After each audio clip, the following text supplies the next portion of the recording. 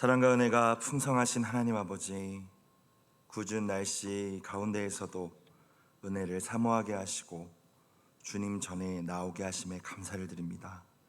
하루의 처음 시간을 또한 주님 앞에 드리게 하심 또한 감사합니다. 오늘 하루도 세상 무엇보다 주님을 가장 많이 사랑할 수 있게 하여 주시고 그 사랑을 세상 가운데 흘려보내는 저희의 삶이 되게 하여 주옵소서.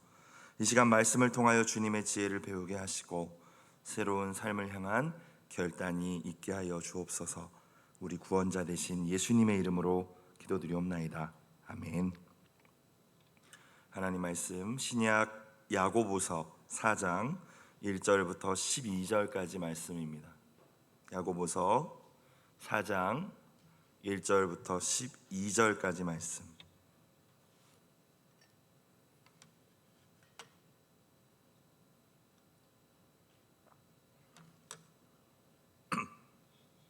함께 읽겠습니다. 너희 중에 싸움이 어디로부터 다툼이 어디로부터 나느냐? 너희 지체 중에서 싸우는 정욕으로부터 나는 것이 아니냐? 너희는 욕심을 내어도 얻지 못하며 살인하며 시기하여도 능히 취하지 못함으로 다투고 싸우는도다. 너희가 얻지 못함은 구하지 아니하기 때문이요 구하여도 받지 못함은 정욕으로 쓰려고 잘못 구하기 때문이라. 가늠한 여인들아, 세상과 못된 것이 하나님과 원수됨을 알지 못하느냐? 그런즉 누구든지 세상과 벗되고자 하는 자는 스스로 하나님과 원수되는 것이니라. 너희는 하나님이 우리 속에 거하게 하신 성령이 시기하기까지 사모한다 하신 말씀을 헛된 줄로 생각하느냐? 그러나 더욱 큰 은혜를 주시나니 그러므로 일렀을 때 하나님이 교만한 자를 물리치시고 겸손한 자에게 은혜를 주신다 하였느니라. 그런즉 너희는 하나님께 복종할지어다. 마귀를 대적하라. 그리하면 너희를 피하리라. 하나님을 가까이 하라. 그리하면 너희를 가까이 하시리라. 죄인들아, 손을 깨끗이 하라. 두 마음을 품은 자들아, 마음을 성결하게 하라. 슬퍼하며 애통하며 울지어다. 너희 웃음을 애통으로 너희 즐거움을 근심으로 바꿀지어다. 주 앞에서 낮추라. 그리하면 주께서 너희를 형제들아, 서로 비방하지 말라. 형제를 비방하는 자나 형제를 판단하는 자는 곧 율법을 비방하고 율법을 판단하는 것이라. 네가 만일 율법을 판단하면 율법의 준행자가 아니요 재판관이로다. 입법자와 재판관은 오직 한 분이시니 능히 구원하기도 하시며 멸하기도 하시느니라. 너는 누구이기에 이웃을 판단하느냐? 아멘. 교회는 건물이 아니라 사람이죠. 예수님을 주님으로 고백하는 믿음을 가진 사람들의 모임이 교회인 줄로 믿습니다. 그래서 저와 이 자리에 계신 여러분들이 교회이죠. 그래서 건강한 교회가 된다는 것은 우리 한 사람 한 사람이 성도다운 성도가 될 때 가능한 일인 줄 믿습니다. 특별히 오늘 아침 주신 말씀을 통하여서 어떤 모습이 성도다운 성도의 모습인지를 깨닫고 하나님이 기뻐하시는 결단과 변화가 우리 가운데 있기를 주님의 이름으로 축원합니다. 첫 번째는 성도다운 성도가 되어서 정말 교회다운 교회가 되기 위해서 정욕, 즉 잘못된 욕심을 경계해야 된다는 것입니다. 세상의 빛과 소금이 되어야 할 교회 안에서 갈등과 다툼이 일어나는 경우가 있죠. 분열이 일어나서 교회가 몇 갈래로 나누어지거나 무너지는 경우들도 있습니다. 얼마나 세상에 비웃음거리가 될까요? 신학대학원을 졸업하자마자 잠시 제가 사역했던 교회의 모습이 그러했습니다. 장로님들, 담임 목사님 몇 갈래로 나뉘어져서 싸우고 분열하여서 나가시기도 하고 결국 그곳에서 더 이상 사역을 할 수 없는 지경에 이르러서 대전으로 제가 내려오게 됐거든요. 그런 일들이 있다라는 것입니다. 그렇다면 구원받은 하나님의 자녀들끼리 다 우리 하나님 자녀인데 왜 반목하고 갈등하고 다툼이 있는 것일까? 어제 나눈 큐티의 말씀을 생각해 보면 우리가 하나님 주신 지혜가 아니라 세상 지혜, 땅의 지혜로 우리의 마음과 생각이 가득 차 있기 때문은 아닌지를 생각해 봅니다. 어떤 이들은 나는 하나님 영광을 위하여 이렇게 싸우는 거야, 정의를 위하여 싸우는 거라고 말하기도 하지만 결국 자세히 들여다보면 돈이나 권력이나 자기 자신의 영향력과 인정을 위하여 싸우는 것이죠. 즉 우리 안에 여전히 살아서 역사하는 타락하고 어그러진 욕망, 그것을 오늘 말씀은 정욕이라고 표현하고 있습니다. 이 정욕이 신앙 공동체 안의 갈등과 다툼의 원인이라고 말할 수 있는 것이죠. 오늘 1절을 다시 볼까요? 너희 중에 싸움이 어디로부터, 다툼이 어디로부터 나느냐? 너희 지체 중에서 싸우는 정욕으로부터 나는 것이 아니냐. 여기서 싸우는 정욕이라는 표현은 우리를 싸우게 만드는 욕심이라는 뜻이 아니라 우리 안에서 계속 싸우고 있는 정욕이라는 뜻입니다. 우리가 예수님 믿고 구원받고 하나님 자녀가 되었어도 이 정욕, 이 이기적인 욕망, 이 어그러진 욕심이 우리 안에 있고 계속 우리 안에서 싸운다는 얘기예요. 이것을 다른 말로 우리가 옛사람이라고 부르기도 하고요, 자아라고도 하죠. 이 우리 안에서 싸우는 이 정욕이 싸우고 있기 때문에 거듭난 우리의 모습과 옛자아와 새자아, 또 우리의 욕심과 우리 안에 계신 성령님이 계속 싸우고 있기 때문에 이 싸움에서 우리가 매번 질 때 우리의 말이나 행동으로 그 정욕이 드러나게 되고, 그렇게 드러난 사람끼리 부딪힐 때 싸우게 되는 것입니다. 욕심과 이기심을 품은 사람들끼리 충돌하면 다툴 수밖에 없겠죠. 그래서 2절을 보세요. 너희는 욕심을 내어도 얻지 못하며 살인하며 시기하여도 능히 취하지 못함으로 다투고 싸우는도다. 여기서 살인한다는 얘기는 정말 살인을 의미한다기보다 예수님의 말씀에 빗대어 본다면 미워한다는 거죠. 교회 안에서 내 마음에 안 들어서 막 미워하고 이런 일들이 막 많이 있다라는 거예요. 여러분 생각해 보면 우리 마음을 진짜 완전히 다스릴 수 있다면 진짜 얼마나 좋겠습니까? 내 안에 있는 이 옛자 완전히 죽일 수 있다면 정말 좋겠죠. 모든 이기적인 욕심들, 내 마음대로 하고 싶은 마음들을 완전히 내려놓을 수 있다면 참 좋을 것 같아요. 나는 죽고 오직 내 안에 계신 예수님으로만 산다면, 교회 안에 모두가 그렇다면 여러분 어떤 갈등이나 시험에 빠지는 일도 없을 줄로 믿습니다. 그런데 그게 그렇게 쉽지 않다는 것이죠. 이것은 영적 거장이었던 사도 바울에게도 그렇게 쉬운 일은 아니었던 것 같습니다. 뭐라고 고백했나요? 오라 나는 공고한 사람이로다. 이 사망의 몸에서 누가 나를 건져내랴. 이제는 좀 내 옛 본성이 죽은 것 같은데 또 드러나고, 이제는 좀 내 욕심은 사라진 것 같은데 또 드러나고 그랬다는 것이죠. 하지만 방법이 있습니다. 내 마음속에 욕심이 일어날 때, 때로는 옛자가 나를 지배하려고 할 때, 그래서 그 욕심으로 말미암아 다른 누군가와 갈등과 다툼이 일어나려 할 때, 또는 이미 일어났다고 할지라도 하나님께 나아가는 것이 방법인 줄로 믿습니다. 기도하는 것이죠. 간구하는 것입니다. 그래서 야고보는 2절 후반부에 이렇게 이야기합니다. 그렇게 싸우지 마. 싸우는 게 답이 아니라 너희가 얻지 못함은 구하지 아니하기 때문이다. 하지만 우리가 알고 있듯이 기도했다고 해서 다 내가 원하는 대로 응답받는 것은 아닙니다. 특별히 내 이기적인 욕심, 그 정욕으로 구한 것이라면 더더욱 그렇죠. 그래서 3절에 이렇게 이어지고 있어요. 구하여도 받지 못함은 정욕으로 쓰려고 잘못 구하기 때문이라. 이걸 알고 있으라는 거죠. 싸우지 말고 기도의 자리로 나아가라. 그런데 너의 정욕으로 구하는 것은 아닌지 점검해봐라. 그래서 기도할 때 우리는 십자가를 지시기 전에 예수님께서 겟세마네에서 드리신 그 기도를 우리가 계속 기억해야 할 줄로 믿습니다. 아버지, 나의 원대로 하지 마시옵고 아버지의 뜻대로 되기를 원합니다. 그 자세로 기도의 자리로 나아가야 합니다. 여러분, 이렇게 기도할 줄 아는 사람은 때로는 욕심의 지배를 받고 때로는 사람과 다툴 수도 있지만 결국에는 하나님의 음성을 듣게 되는 줄로 믿습니다. 이 새벽에 나와서 기도하시는 분들은 결국에는 잠깐 흔들릴 수도 있고 잠깐 내 욕심이 드러날 수도 있지만 하나님의 마음을 결국 헤아리게 될 줄로 믿습니다.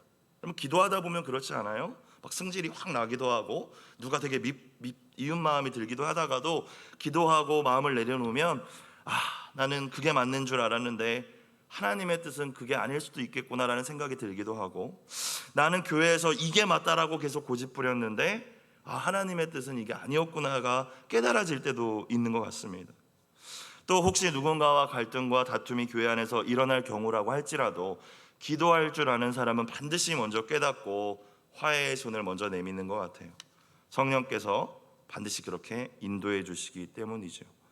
우리 교회 안에 어떠한 갈등도 아예 없었으면 좋겠지만 여전히 연약한 많은 사람들이 모인 곳에서 어찌 아무런 갈등이 없을 수 있겠습니까?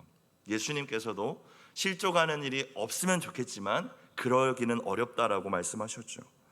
그렇기 때문에 저와 여러분, 나의 연약함에 자꾸 낙심하지 마시고 더욱 기도에 힘쓰는 성도님들이 되시길 주의 이름으로 축원합니다. 모여 기도하기에 힘쓰는 교회가 되어야 됩니다. 기도할 때 갈등과 다툼이 있을지라도 그것을 풀어낼 실마리가 생길 거예요. 기도할 때 결국에는 내 안에 그 정욕도 제어할 능력이 그것으로부터 시작될 줄로 믿습니다. 완전히 성숙한 사람들, 욕심이 하나도 없는 사람들이 모인 완벽한 교회는 세상에 없어요. 그러나 기도하는 교회는 희망이 있는 교회인 줄로 믿습니다. 완벽함을 향하여서 주님의 거룩하심을 향하여 나아가는 교회는 기도하는 교회죠. 저는 10년 전에 이 성은교회 아동부 전도사로 3년 동안 사역했었습니다. 나가서 개척 목회를 4년 하고 다시 와서 이제 부목사로 부임하여 사역한 지 3년이 되었죠. 놀라운 것은 그때 제가 전도사 때 뵀던 어떤 분들이, 이게 제가 개척 목회 나갔다가 4년이 5년여가 지난 다음에 다시 돌아왔을 때 신앙의 성숙을 잘 엄청나게 이루신 분들이 많았다라는 거예요. 영적으로 엄청 성숙해지신 분들이 정말 깜짝 놀랄 정도로 많았다는 것입니다. 예전에는 이런저런 인간적인 부분들도 있었고 갈등하는 모습들도 보이셨는데 그런 모습들이 없으시고 더 넓은 마음으로 또 온유하고 겸손해진 모습들을 보여주시는 분들이 많아서 그동안 참 영적으로 아름다운 열매를 맺으셨다라는 생각을 하게 됐어요. 그런데 그분들의 공통점이 있더라고요. 꾸준히 새벽 제단을 쌓는 분들이었던 것 같습니다. 누가 뭐라고 해도 꾸준히 새벽 제단을 쌓으면서 예수님을 점점 더 닮아가신 것 같아요. 새벽에 깨어서 나온다는 것 자체가 어떻게 하면 일단 내 자신을 죽이고 나오는 것이지 않습니까? 더 자고 싶고 쉬고 싶고 편하고 싶은 내 정욕을 죽이고 나오는 것이지 않습니까? 그렇게 하루하루 우리가 기도의 자리를 지킬 때 결국 십자가에 우리의 정과 욕을 못 받고 예수님의 마음을 담는 아름다운 성도들이 늘어나게 될 줄로 믿습니다. 또 그렇게 성숙한 성도님들이 많아질 때 여전히 교회 안에 이기적인 욕심이 가득한 어린아이와 같은 성도들이 많이 있다고 할지라도 그들을 사랑으로 품고 용납하며 함께 성숙의 길로 나아가는 행복한 공동체가 우리 성은교회가 되기를 주의 이름으로 축원합니다. 두 번째는 오늘 교훈은 세상을 사랑하지 말라는 거죠. 성도다운 성도, 교회다운 교회가 되기 위해서는 세상을 사랑하지 말라, 세상과 벗대지 말라. 4절 5절 보겠습니다. 가늠한 여인들아, 세상과 벗된 것이 하나님과 원수됨을 알지 못하느냐. 그런즉 누구든지 세상과 벗이 되고자 하는 자는 스스로 하나님과 원수되는 것이니라. 너희는 하나님이 우리 속에 거하게 하신 성령이 시기하기까지 사모한다 하신 말씀을 헛된 줄로 생각하느냐. 세상과 벗된 것이 무엇일까요? 그냥 교회를 다니는데 여전히 예전 습관들, 술 마시고 담배 피고 이런 것들을 끊지 못한 모습이 세상과 벗된 것일까요? 물론 그런 부분들도 있겠지만 분명히 예수님 믿고 하나님의 자녀로 우리가 하나님 나라 시민으로 우리의 신분이 변화되었음에도 불구하고 여전히 세상 사람들과 똑같이 살아가는다면, 여전히 세상 사람들의 가치관을 가지고 살아간다면 그것이 세상과 벗된 것은 아닌지 생각해 봅니다. 마음과 힘과 정성을 다하여 하나님을 사랑하고 이웃을 사랑하라 하신 것이 우리에게 주신 예수님의 최고의 계명인데 그 계명을 따라 사는 것이 아니라 하나님의 나라와 의를 위해 사는 것이 우리의 삶의 방향이고 우선순위가 되어야 하는데 그렇게 사는 것이 아니라 세상에 예수님 모르는 사람들하고 똑같이 세상이 주는 만족, 기쁨, 유익을 위해 살아가는 것, 크게 세상과 벗된 거죠. 대표적인 것들이 무엇이 있겠습니까? 돈이죠. 더 물질적인 풍요를 누리고 싶다. 성입니다. 더 쾌락을 누리고 싶다. 권력이죠. 더 사람들의 인기와 인정을 누리고 싶다. 여러분, 우리의 삶의 목표와 방향 가운데 이런 부분들이 있다면요, 우리가 술 먹고 담배 피지 않아도 세상과 벗된 거예요. 그리고 그렇게 세상과 벗된 사람들은 하나님을 이용하여서 자신의 유익을 얻으려고 하죠. 내가 세상과 벗된 사람인지 아닌지, 하나님을 사랑하는지 세상을 사랑하는지 여러분 어떻게 점검해 볼 수 있겠습니까? 하나님이 우리에게 주신 것들을 내가 어디에 사용하고 있는지를 생각해 보면 될 것 같아요. 우리에게 다 시간을 주셨습니다. 24시간의 시간 가운데 여러분 그 시간들을 어떻게 사용하고 계십니까? 여러분 우리에게 주신 물질과 건강과 재능은 또 무엇을 위해, 누구를 위해, 어떤 분야에 사용하고 계십니까? 하나님이 가장 원하시는 우리의 마음은 하루의 시간 가운데 어디를 향해 무엇을 향하고 있습니까? 중고등부 학생들을 보면 자기가 진짜 좋아하는 연예인들 하루 종일 그 음악 듣고요, 하루 종일 그 연예인 검색하고요, 사진과 기사 보고요, 그 연예인과 관련된 상품 굿즈라고 하는 거 용돈 모아서 사고요, 온 정신이 그렇게 집중되어 있어요. 우리의 마음은 어디에 있습니까? 여러분 신앙의 회색지대는 없는 줄로 믿습니다. 남편이 있는데 다른 남자를 사랑해서는 안 되듯이 하나님과 세상을 동시에 사랑할 수는 없죠. 그래서 하나님을 섬긴다고 하는 성도가 세상과 벗된 모습을 보일 때 그들을 향하여서 오늘 야고보는 4절에서 뭐라고 부릅니까? 간음한 여인들아. 조금 강하게 이야기하죠. 간음한 여인들아. 이것은 사실 우상 숭배자들을 향해 경고할 때 사용한 표현입니다. 우리가 여전히 세상의 가치관을 쫓아 살아가고 있다면 그것은 우리의 신랑 대신 예수님을 배반한 일이라는 것입니다. 또한 스스로 하나님과 원수되는 것이니라 라고 오늘 나와 있어요. 말씀에 우리를 위하여 생명을 내어주신 그 예수님의 은혜를 헛되이 만드는 일이죠. 예수님께서 그 십자가 희생으로 하나님과 원수된 우리의 관계를, 죄로 그 막힌 담을 허물어 주시고 화목하게 해주셨는데, 다시 내가 세상을 쫓아 살아가고 세상에 벗되어 살아간다면 다시 그 벽을 세우는 거잖아요. 다시 원수된다는 얘기예요. 여러분 그렇게 된 상태에서 신앙생활하는 게 무슨 재미가 있겠습니까? 하나님이 나에게 은혜와 기도 응답을 주시지 않아서 내가 힘든 게 아니라 내가 세상을 벗하고 있지 않은지를 이 아침 돌아볼 수 있으시길 주의 이름으로 축원합니다. 그러면 처방전은 무엇일까요? 이미 우리가 많은 부분 세상과 벗돼 있고 세상을 사랑하는데 어떻게 해야겠습니까? 겸손하게 회개해야 할 줄로 믿습니다. 6절을 볼까요? 그러나 더욱 큰 은혜를 주시나니 그러므로 일렀으되 하나님이 교만한 자를 물리치시고 겸손한 자에게 은혜를 주신다 하였느니라. 일단 태도입니다. 태도. 걱정하지 말아라. 그러나 더욱 큰 은혜를 주시나니는 이런 뜻이에요. 그럼 어떡하죠? 다시 하나님과 원수가 됐는데 나 어떡하죠? 걱정하지 마라. 은혜 주실 거야. 근데 조건이 있습니다. 하나님이 교만한 자를 물리치시고 어떤 자에게 은혜를 주신대요? 겸손한 자에게. 하나님 앞에 다시 엎드릴 줄 알아야 된다는 거예요. 7절 그런즉 너희는 하나님께 복종할지어다. 마귀를 대적하라. 그리하면 너희를 피하리라. 여기서 복종은 순종의 의미라기보다는 내 자신을 드린다라는 의미가 있습니다. 또 엎드려 절한다, 회개한다라는 의미가 있어요. 겸손히 하나님 앞에 나와서 너의 자신을, 너의 삶을 다시 드려라, 재헌신해라. 세상을 사랑했던 너의 그 어떤 삶의 방향을 재점검하고 하나님께로 다시 향해라, 이런 뜻입니다. 그러고 마귀를 대적하라.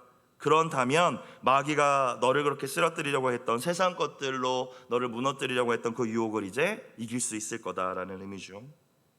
8절 후반부 죄인들아 손을 깨끗이 하라. 두 마음을 품은 자들아 마음을 성결하게 하라. 계속하여서 세상도 섬기고 하나님도 섬기려고 했던 두 마음을 회개하라고 9절 10절 이어서 계속 말씀하고 계십니다.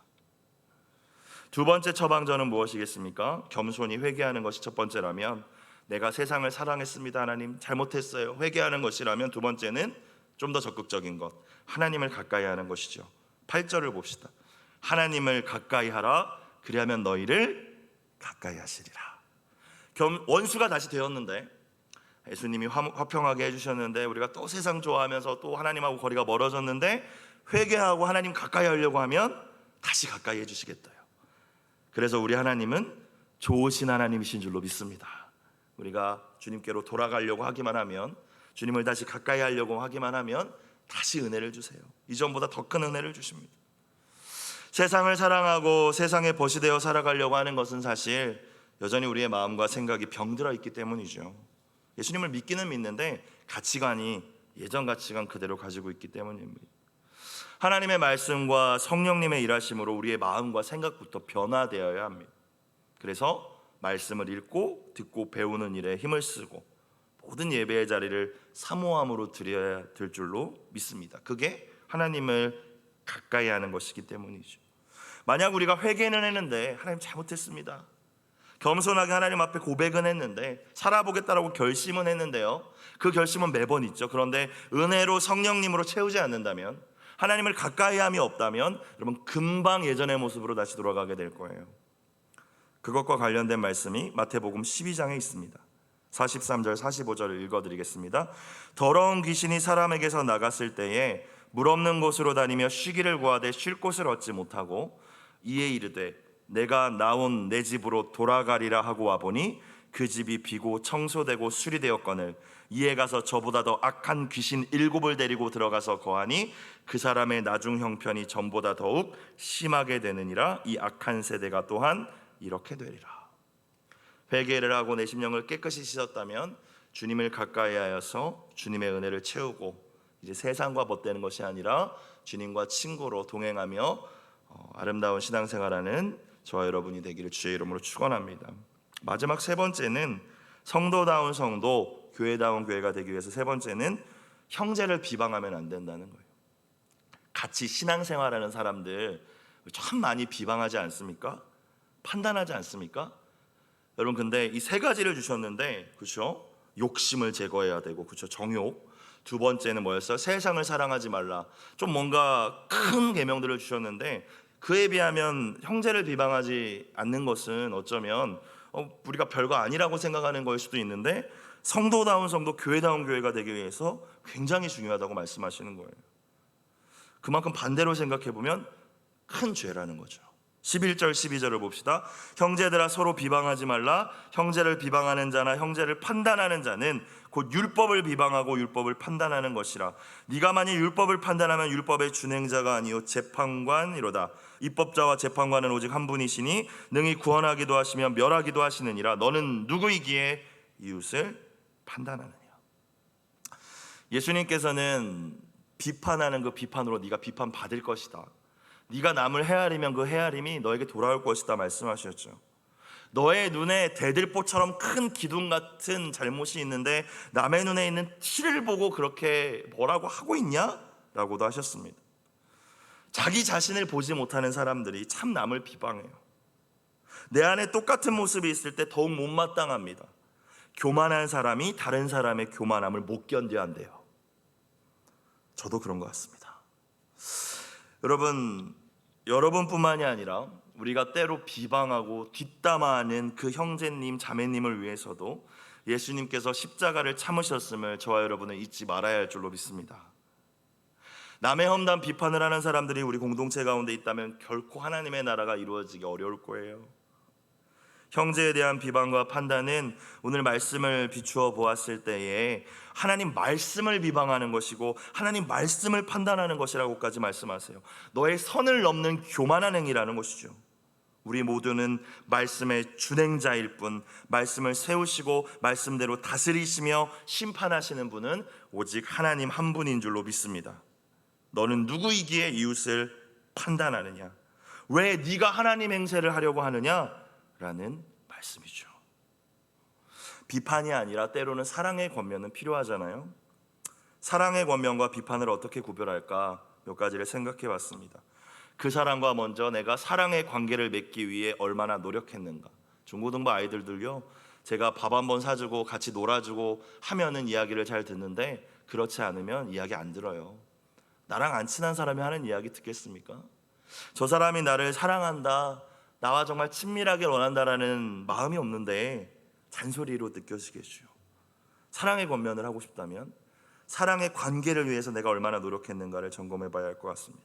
또한 내가 얼마나 기도했는가, 그 사람의 그 연약함을 위해서 정말 기도했는가, 또 그 사람에게 있는 그 보이는 허물이 나에게는 없는가. 마지막으로 가장 중요한 거, 하나님이 정말로 내가 기도하는 것이 아니라 그 사람에게 가서 말해야 한다고 감동을 주셨는가. 여러분, 네 가지를 점검해 보시고 사랑의 권면을 하신다면 우리 안에 갈등이 아니라 사랑으로 온전히 하나 되는 공동체가 될 줄로 믿습니다. 로마서 15장 7절, 그러므로 그리스도께서 우리를 받아주셔서 하나님께 영광을 돌리신 것 같이 너희도 서로 받아주라. 오늘 주신 말씀들을 기억하면서 하루하루 더 성도다운 성도로, 목사다운 목사로, 교회다운 교회로 성숙해져가는, 정욕을 경계하시고 세상을 사랑하지 마시고 형제를 비방하는 일을 멈추며 더욱 그렇게 성숙해져가는 저와 여러분이 되시기를 주님의 이름으로 축복합니다. 기도드리겠습니다. 사랑의 하나님, 입술로만 주여 주여 하는 형식적인 그리스도인이 아니라 신자다운 신자, 성도다운 성도가 되길 원합니다. 나의 모습이 곧 교회의 모습임을 기억하게 하시고 기도의 사람이 되어 내 안의 정욕을 제어하고 하나님을 가까이하며 세상을 사랑하지 않게 하여 주옵소서. 또 주님이 나를 조건 없이 사랑하시고 받아주셨듯 함께 우리가 신앙생활하는 이들, 동역하는 이들의 허물을 덮어주고 눈물로 그들을 위하여 기도할 줄 아는 성숙한 믿음을 주옵소서. 우리 성은교회에 더욱 성숙하고 지혜로운 성도님들이 넘쳐나서 우리 교회가 기쁨과 행복이 넘치는 하나님의 기쁨 되는 교회가 되게 하여 주옵소서. 예물 드린 손길을 기억하여 주시고 믿음으로 드린 기도에 선하게 응답하여 주옵소서. 예수님의 이름으로 기도드리옵나이다. 아멘.